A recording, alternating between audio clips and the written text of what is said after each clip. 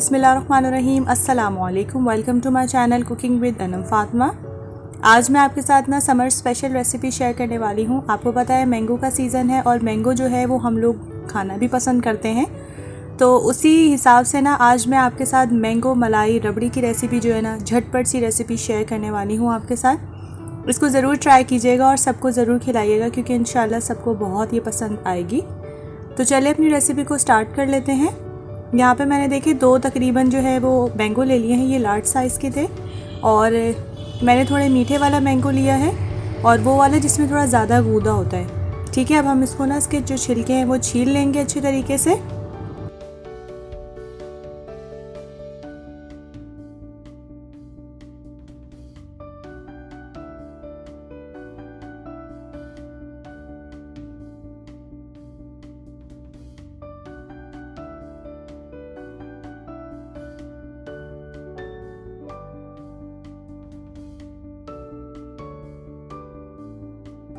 छीलने के बाद हम इसको इस तरह से ना क्यूब्स में कट कर लेंगे और जो इसकी गुठली है ना उसको हम रिमूव कर देंगे। सारा जो गूदा है वो निकाल लेंगे अच्छी तरीके से। हम लोगों ने इसको अब सेट कर लेना है, इसको कटिंग करनी है इसकी अच्छे से।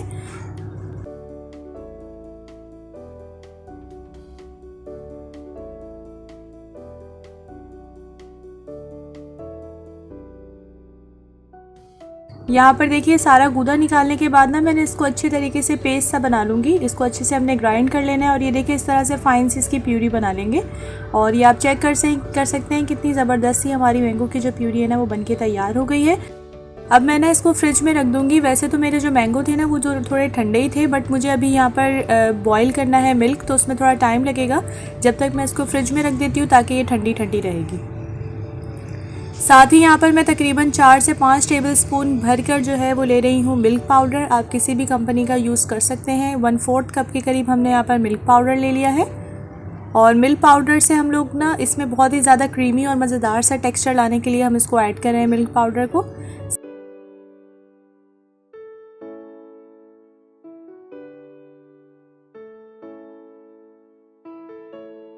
अब इसमें मैं ऐड कर दूंगी तकरीबन 1/4 कप के करीब पानी। आप चाहें तो इसमें मिल्क भी ऐड कर सकते हैं इस स्टेज पे, बट मैंने यहाँ पर पानी यूज़ किया है।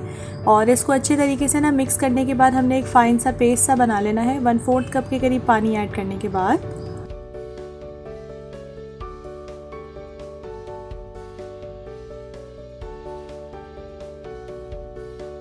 अब हमें ना अपनी जो मैंगो की जो रबड़ी है ना उसमें बहुत ज़बरदस्त सा क्रीमी सा टेक्सचर देना है। और उसके लिए मैं यहाँ पर यूज़ कर लूँगी कस्टर्ड पाउडर। यहाँ पर मैं मैंगो जो है फ्लेवर में यूज़ कर रही हूँ। आप चाहें तो वनीला है तो आप वो भी यूज़ कर सकते हैं। तकरीबन मैंने यहाँ पर 3 to 4 टेबलस्पून भर के जो है ना वो कस्टर्ड पाउडर ऐड कर दिया है।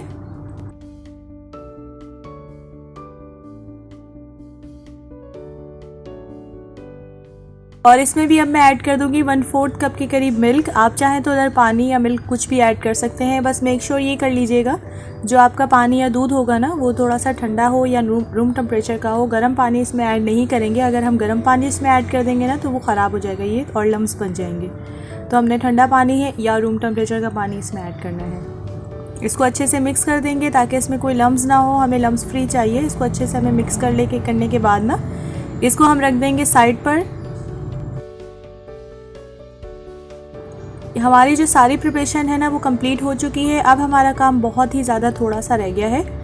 यहाँ पर हमने ले लिया है 1 लीटर के करीब मिल्क और मिल्क को ना मैंने कुक होने के लिए छोड़ दिया था मीडियम टू लो फ्लेम पर।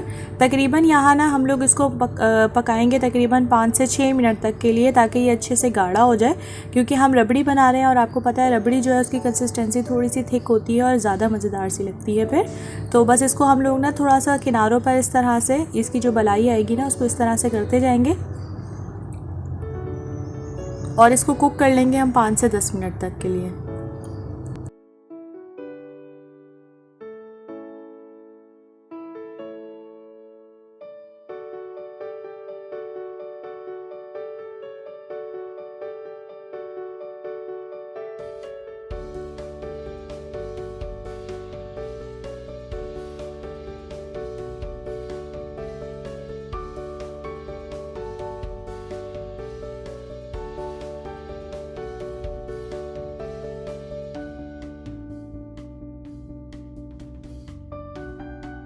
ये देखिए मिल्क जो है ना उसको कुक होते हुए हमारे तकरीबन जो है 8 से 9 मिनट हो चुके हैं और ये काफ़ी हद तक जो है ना 30% तो जो है ये अच्छे से कुक हो चुका है।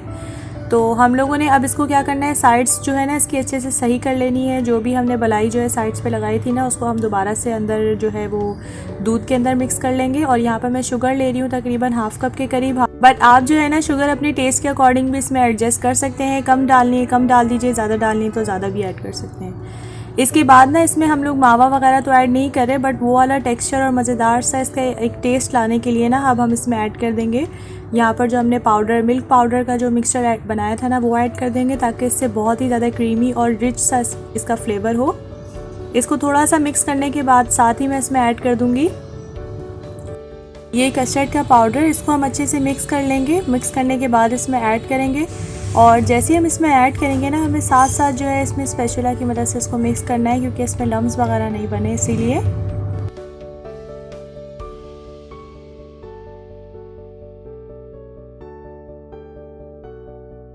अब ना हमें इसको थोड़ा सा थिक होने तक के लिए कुक करना है, तकरीबन 4 से 5 मिनट तक के लिए। जब तक इसकी कंसिस्टेंसी थोड़ी सी थिक नहीं होती ना उस वक्त तक हम इसे कुक करेंगे।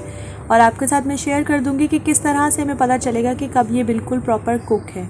तो बस हम इसको थोड़ा सा कुक करते रहेंगे। मीडियम टू लो फ्लेम पर ही आपने इसको कुक करना है, क्योंकि अगर हम हाई फ्लेम कर देंगे ना तो उससे ये होगा कि ये जल सकता है।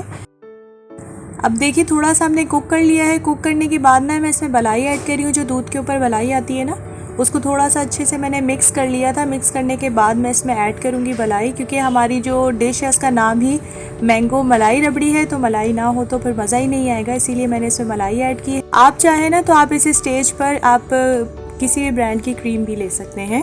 इसको 2 से 3 मिनट तक के लिए हमने कुक करना है। और आप इसकी कंसिस्टेंसी देखें कितनी ज़बरदस्त सी इसकी क्रीमी सी कंसिस्टेंसी बनी है। लेकिन अब इसमें मेन इंग्रेडिएंट हम इसमें ऐड करेंगे ताकि इसमें और भी ज़बरदस्त सा रबड़ी वाला टेस्ट आए। यहाँ पर मैंने 2 मीडियम साइज़ के जो है ना ब्रेड स्लाइसेस ले लिए थे और इसको इस तरह से देखें मैंने ना चूरा सा कर लिया था, इसके ब्रेड क्रम्स बना लिए हैं। अब हम इसमें थोड़ा थोड़ा करके ये ऐड करते जाएंगे और साथ साथ जो है ना हम इसको मिक्स भी करते जाना है। और इससे जो है ना इसकी बहुत ज़बरदस्त सी थिकनेस आएगी और बहुत ज़बरदस्त सा इसका टेस्ट होगा, बिल्कुल वैसा जैसे हम बाज़ार से रबड़ी लेते हैं। तो इसको हम लोगों ने डाल के ना थोड़ा सा मिक्स कर लेना है। और आप चेक कीजिए अभी से ही कितनी ज़्यादा अच्छी जो है वो थिक हो रही है।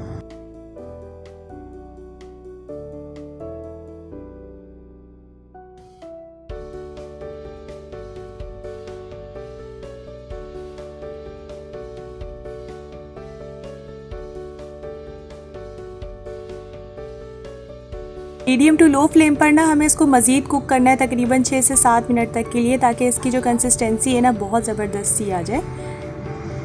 ये देखें काफ़ी अच्छे तरीके से जो है ये कुक हो रही है।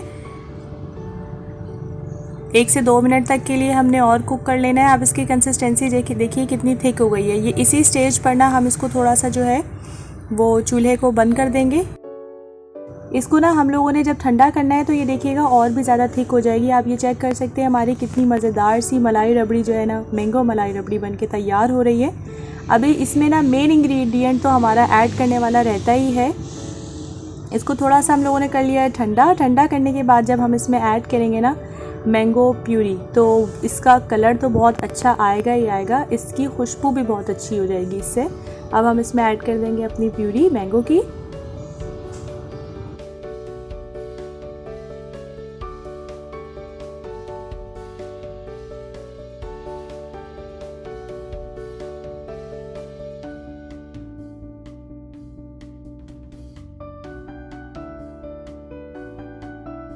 इन तमाम चीज़ों को ना अब हमने अच्छे तरीके से मिक्स कर लेना है। ये देखिए हमने अच्छे से मिक्स कर लिया है इसको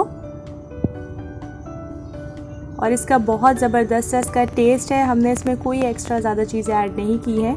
आप इसको ज़रूर ट्राई कीजिएगा। अब इसमें हम ऐड कर देंगे अपने ड्राई फ्रूट्स। मैंने यहाँ पर बादाम और पिस्ते लिए हैं, तकरीबन 6 से 7 बादाम थे और 6 से 7 ही जो पिस्ते हैं ना उसको मैंने कट करके इसको इस तरह से ऐड कर दिया है इसमें। आप चाहें तो इसके अंदर कुछ भी और ऐड कर सकते हैं। काजू ऐड करना चाह रहे हैं, खोपरा ऐड करना चाह रहे हैं, आप वो भी कर सकते हैं। किशमिश कुछ लोगों को बहुत ज़्यादा पसंद होती है तो आप वो भी ऐड कर सकते हैं।